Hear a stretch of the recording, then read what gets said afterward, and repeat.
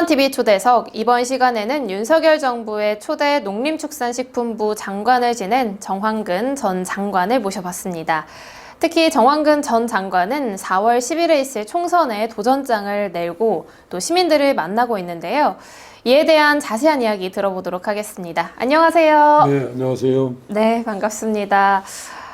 윤석열 정부의 초대 농림축산식품부 장관으로 재직을 하다가 고향인 천안으로 돌아오셨는데요. 공직을 마치고 돌아온 후 고향 사람들과 어떤 이야기를 나눴는지 궁금합니다. 네, 우선 고향에 들어온 지 이제 한 달 남짓 되는데요. 물론 이제 그 동안에도 부모님께서 사시기 때문에 가끔 이렇게 방문을 했지만 이렇게 아예 주소 이전하고 본격적으로 천안에 와서 생활한 건 한 달이 좀 넘었고요. 고향은 그야말로 이제 고향이에요. 푸근하고, 그 다음에 그동안 이제 아시던 분, 그 다음에 어렸을 때 이렇게 뵀던 분들, 이제 연세가 많이 드셨지만, 네, 여러모로 하여튼 푸근하게 대해주시고요. 그 다음에 이제 제가 이제 장관직을 사임하고 그 국회의원에 출마한다고 하니까, 네.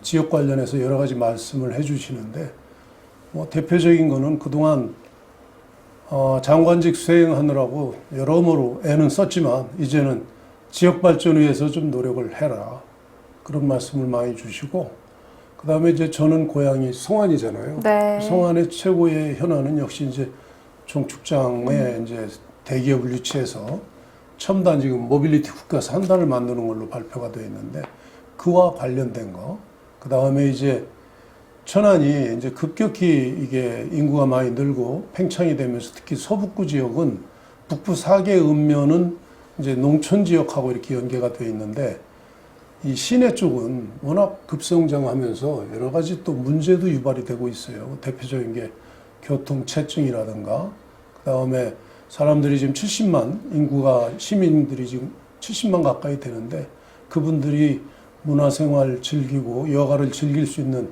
그런 공간이 좀 상당히 부족하다, 그런 말씀들을 많이 하고 계시고, 또 하나는 성안을 포함해서 북부 4개 읍면 지역이 그 천안 시내권하고는 조금 격차가 있기 때문에 이 북부 4개 읍면에 대해서 산업단지 유치라든가 여러 가지 편의시설이라든가 도로망 구축이라든가 이런 거에 대해서 말씀들을 많이 주시고 있고, 뭐 하여튼 윤석열 정부 초대 장관이니만큼 이걸 좀 앞으로 좀 해결을 해라, 이런 말씀을 많이 하십니다. 네.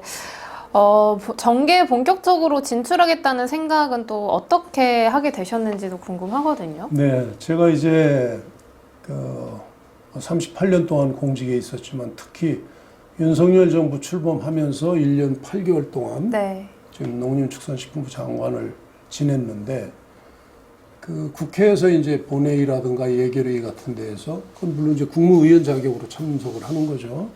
이렇게 보면 우리 시민들께서, 우리 국민들이 투표를 하실 때는 정말로 1인 1표 행사하시면서 우리 지역을 위해서, 우리 국가를 위해서 좋은 활동을 해달라고 이렇게 염원을 모아가지고 투표를 해주시는데, 막상 당선된 국회의원들 입장에서는 보면 제가 볼 때는 국가, 국민 또는 지역의 발전, 지역의 관심사를 해결해 드리는 것, 그게 제일 중요한데, 그거보다는 제가 볼 때는 특히 야당이 당리당략을 우선하는 거 아니냐, 너무 말도 되지도 않는, 국민이나 우리 국가에 도움이 되지 않는 법을 밀어붙이거나 협의도 없이, 여당과 협의도 없이 단독으로 다수당이라는 그걸 주장하면서 그냥 밀어붙이는 걸 너무 많이 봐왔어요. 저도 양국관리법 관련해서 직접 내가 당사자로서 참여했었고요. 그래서 이거는 안 되겠다. 우리 모두 나서야 되겠다. 특히 저처럼 공직에만 있던 사람도 좀 나서야 되겠다는 생각을 했고, 또 하나는 제가 공직에 오래 있으면서 네. 여러 가지 그 역량 같은 거를 이제 이렇게 좀 많이 비축하고, 네. 네트워크도 구축을 하고 뭐 이러지 않았겠어요? 경험도 많이 땄고. 근데 역시 인생 후반기는 우리 고향, 사랑하는 고향, 우리 천안을 위해서 그동안 갈고 닦은 거를 좀 천안을 위해서 좀 써야 되지 않겠느냐. 그 두 가지 때문에 국회의원에 출마하게 됐습니다. 네, 알겠습니다. 그런데 아무래도 천안 을에 나서는 후보들이 하나같이 내세우는 공약 중에 하나가 바로 종축장 개발과 관련한 내용입니다. 앞서서도 말씀을 해주셨는데요. 농촌진흥청장과 농림부 장관을 지내면서 종축장 또 이전을 실무적으로 추진을 했습니다. 종축장 부지의 국가산단은 또 어떤 모습으로 구성이 돼야 된다고 생각을 하시는지 궁금합니다. 네. 그 사실은 우리 성안 그 주민들, 또 북부 4개 읍면의 주민들, 또 천안 시민들 이렇게 해서 제 기억으로는 95년인가 종축장 이전 추진위원회라는 걸 이 지역민들이 구성을 했어요. 네. 그러니까 벌써 30년 가까이 되는 네. 거죠.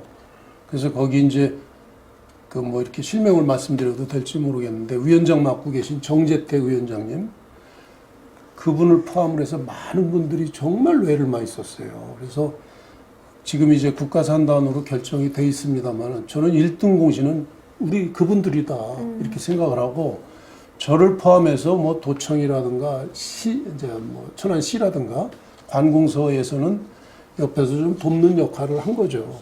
저도 이제 돕는 역할을 했는데 이게 95년 기준으로만 해도 제가 진흥청장을 2016년에 갔으니까 20년 이상 정부가 반대를 계속한 거예요. 네. 누구도 이게 이전되리라는 거를 계속 이렇게 운동을 하고 활동을 하고 또 중앙에 건의도 했지만 천안 시민, 그다음에 천안의 국회의원, 뭐 시도의원을 포함해서 천안 지역 정치권에서 어느 누구도 종축장이 다른 데로 이전에 갈 거라고 생각을 사실 못했어요. 근데 그거를 방향을 틀은 게 저예요. 네.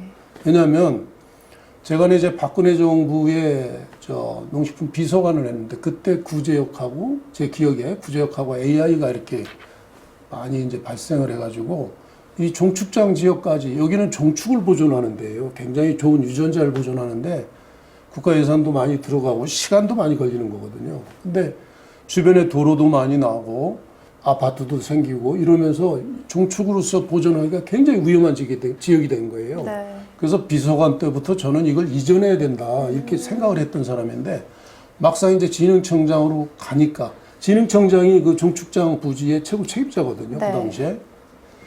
그래서 이제 제가 가서 이걸 옮겨야 되겠다 하는 찰나에 성안을 포함해서 시민들 추진위원회 그 위원장을 포함을 해서 네. 그 주민들을 직접 면담을 했어요. 면담도 하고 하면서 이거를 옮기는 쪽으로 정부가 방향을 정한 거예요. 네. 그래서 그 단초를 제공한 게 저고, 그 다음에 이제 여기 천안 지역 국회의원께서 그 용역비라고 그래서 그거를 확보를 했고, 저는 이제 과학적인 분석을 하려면 용역을 해야 된다. 이걸 결정한 사람이고, 네. 그렇습니다. 그 다음에 이제 장관으로 재직 중에 그동안 부단히 천안 시민들이 많은 노력을 해주셨고, 지금 천안 시장님이라든가 또 충남도지사님, 김태훈 도지사님도 노력을 많이 했고, 그래서 대선 공약에 들어갔죠. 윤석열 대통령의 대선 공약에 들어갔고, 그래서 제가 장관하면서 지난해 3월 15일인가 그 국가산단 계획이 발표가 됐어요. 네. 대통령 주재하에 국무위원들이 참석해서 발표를 했는데 그 중에 이제 성안 종축장도 첨단 모빌리티 국가 산단으로 이렇게 들어가게 된 거고, 네. 들어가게 되는 데 있어서도 역시 당시 장관인 제가 뭐 국토부 장관이라든가 기재부의 부총리라든가 그다음에 우리 천안 시민들을 이렇게 연결도 해드리고 그런 이제 노력을 했죠. 하지만 누가 뭐라고 그래도 주인은 우리 천안 시민들이다 이렇게 생각을 합니다. 네. 네. 여러 후보들이 아마 다 공약으로 제시를 할 건데 네. 아마 그 중에서 이 내용을 처음부터 관여했던 그 다음에 그 장관이라는 직책에 있었다는 거는 저 종축장을 산업단지로 이렇게 가꾸려면 물론 이제 주관은 천안시가 제일 이제 관여가 많이 되겠지만 주요한 결정은 전부 중앙에서 해야 돼요. 그렇죠. 그 관련되는 게 우선 제가 봐도 기획재정부도 있어야 되고 농림부도 있어야 되고 산업부도 있어야 되고 그 다음에 환경부도 있어야 되고 국토부도 있어야 돼요. 그 부처들 전부 찾아다니면서 설득하고 협의하고 해서 나와야 되는 거고 지금 이제 아마 이런 단계일 거예요. 지금 저게 공공 분야 예타를 하도록 돼 있어요. 예비 타당성 검사 조사를 해야 돼요. 네. 그래야 이게 규모를 어떻게 할 거냐, 그 다음에 예산은 어느 방식으로 어떻게 투입할 거냐 이런 걸 쭉 전체적으로 계획을 세워가지고 그 예타를 하도록 돼 있는데 그 예타를 하기 전에 관련 부처 협조라든가 이게 굉장히 복잡하기도 하고 아마 우리 지자체, 도나 시에서만 하기에는 너무 버거운 일이 많아요. 그 일을 과연 그러면 누가 도울 수 있겠느냐. 저는 자신 있게 얘기할 수 있는 게 네. 저거는 내가 할 수 있다. 네. 그래서 이번에 공약, 저희 경우에 공약의 첫 번째로 종축장 부지 관련해서 첨단 산단 만드는 거. 그 다음에 종축장만이 아니고 주변에 여러 가지 산업단지가 지금 중대규모로 이렇게 만들어지고 있어요. 그거랑 연계하는 거. 그 다음에 결국은 저 안에 반도체도 중요한 그 요소 중에 하나거든요. 네. 그럼 평택 지역에 반도체도 많잖아요. 그래서 그걸 종합적으로 하려면 역시 제가 하는 게 맞다.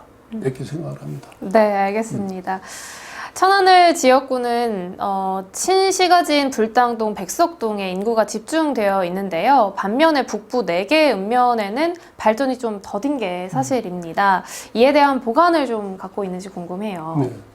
지금 천안 을구, 우리 가불병에서 을 지역구, 네. 이게 주로 이제 서북구 쪽이 관련이 되잖아요. 네.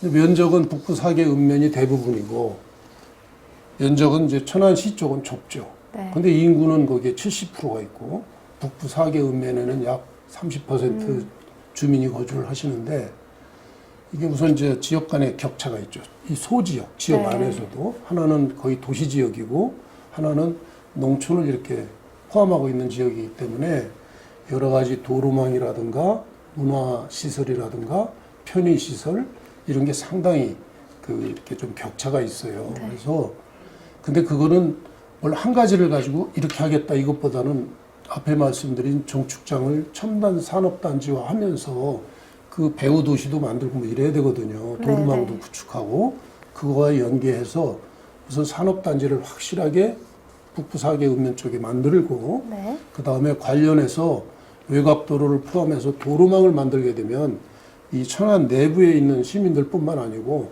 외곽 4개 읍면에 거주하시는 분들도 굉장히 편리하게 이용하실 수 있다. 네. 그다음에 여러 가지 그 문화라든가 편의시설 같은 거 이것도 배치를 해야 되고 뭐 하여튼 그렇게 되면은 좀 상당히 격차도 줄고 좋아질 거다. 그리고 또 하나 소개를 해드리면 제가 농림부 장관 시절에 약칭에서 농촌 공간계획법이라는 게 있어요.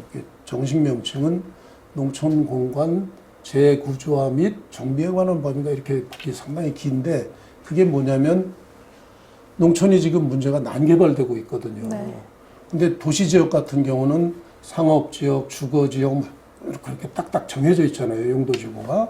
그것처럼 농촌 지역도 정하는 거예요. 7개 분야로. 예를 들어서 마을 보호지구, 그다음에 경관 보호지구, 축산이면 축산지구 뭐 네. 이런 식으로 지역 여건에 맞도록 약 7개 정도로 그러니까 지역을 지대를 설정하도록 돼 있는데 지금 다른 법은 중앙에서 결정하지만 이 공간계획법은 시장, 군수, 지방자치단체장이 주민들의 의견을 들어서 결정하도록 돼 있어요. 네. 그거를 작년에 제가 장관으로 있을 때 통과시켰고 금년 3월 29일 날 발효가 돼요. 시행이 됩니다. 네. 그래서 지금 이제 하위 법령 만들어지고 있는데 그게 만들어지면은 첫째, 난개발 방지가 확실하고 두 번째, 이미 난개발이 돼 있는 거는 그 좋은 지역을 7개 지구를 만들면 그 지역으로 옮겨가는데 돈이 많이 들어가요. 그걸 국가가 돈을 내겠다는 거예요. 그래서 예를 들어서 읍면 2-3개 정도 묶어서 하면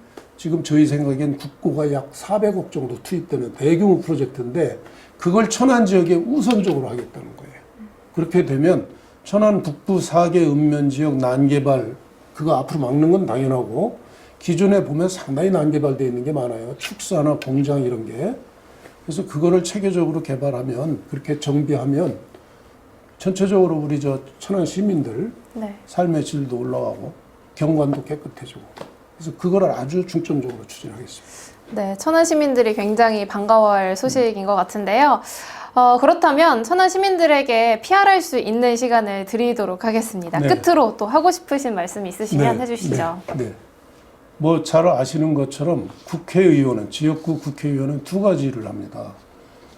국가가 나아갈 방향, 국가의 나아갈 갈, 우리 국민들 삶의 향상을 위해서 법을 만드는 게 하나 있고, 두 번째는 우리 지역 발전을 위해서 국가 예산을 많이 확보하는 거예요. 네. 근데 저 같은 경우 기존 다른 분들에 비해서는 그 두 가지를 하는 데 있어서 상당한 강점이 있다.